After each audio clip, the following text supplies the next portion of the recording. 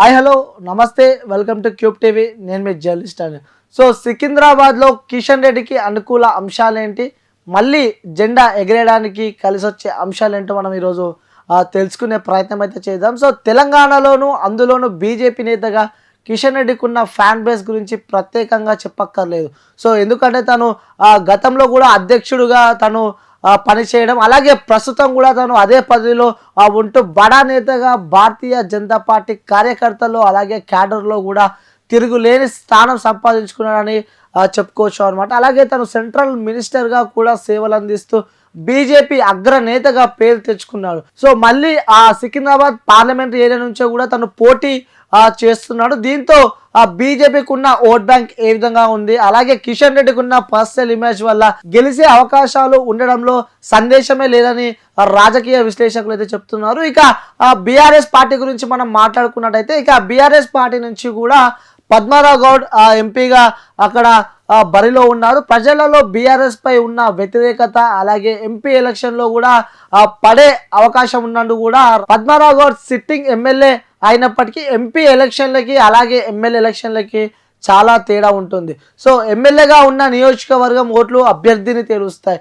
కానీ ఎంపీ ఎలక్షన్లో అలా కాదు.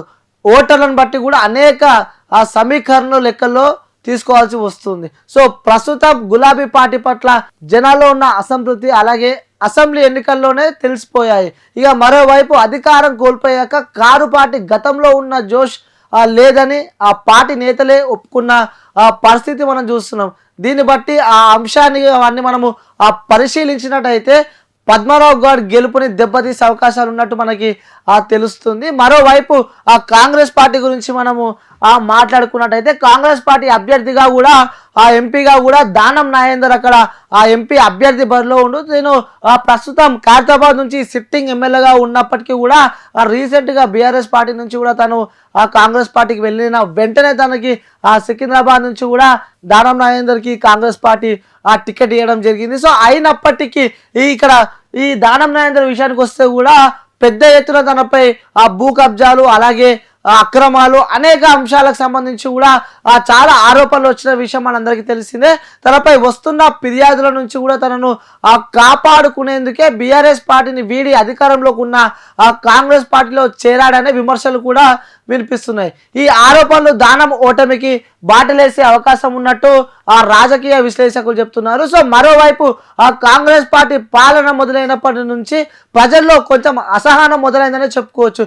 ఇచ్చిన హామీలు పథకాలు అమలు చేస్తున్న తీరు సంబంధం లేదని విమర్శలు వెల్లువెత్తుతున్నాయి.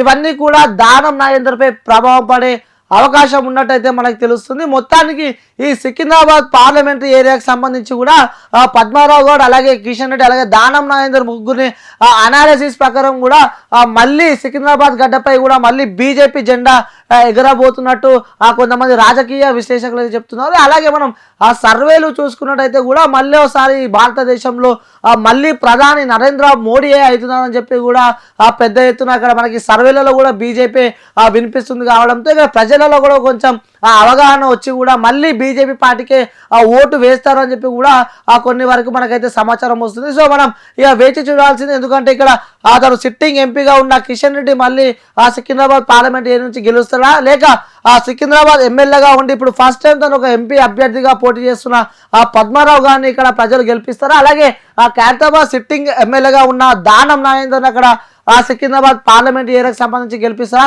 అనాలిసిస్ ప్రకారం అయితే మళ్ళీ ఆ సికింద్రాబాద్ పార్లమెంటరీ గడ్డ కిషన్ రెడ్డి అడ్డా అన్నట్టే మనకైతే తెలుస్తుంది. సో మనం వేచి చూద్దాం. సో ఇంకొక సర్వేతో మళ్ళీ ముంగట ఉంటాం. ఇప్పుడు ఆపరేషన్ లేకుండానే మోకాళ్లకు ప్లాస్మా ట్రీట్మెంట్, మీ ఆర్థోపెటిక్ సమస్యలన్నిటికీ రోబోటిక్ టెక్నాలజీ ద్వారా తక్కువ ఖర్చుతో శాశ్వత పరిష్కారం, ఫ్రీ కన్సల్టేషన్, ప్రతి ట్రీట్మెంట్ పై 20% డిస్కౌంట్. ఈ ఆఫర్ కొద్ది రోజులు మాత్రమే, త్వరపడండి. V9 hospitals 9281465842.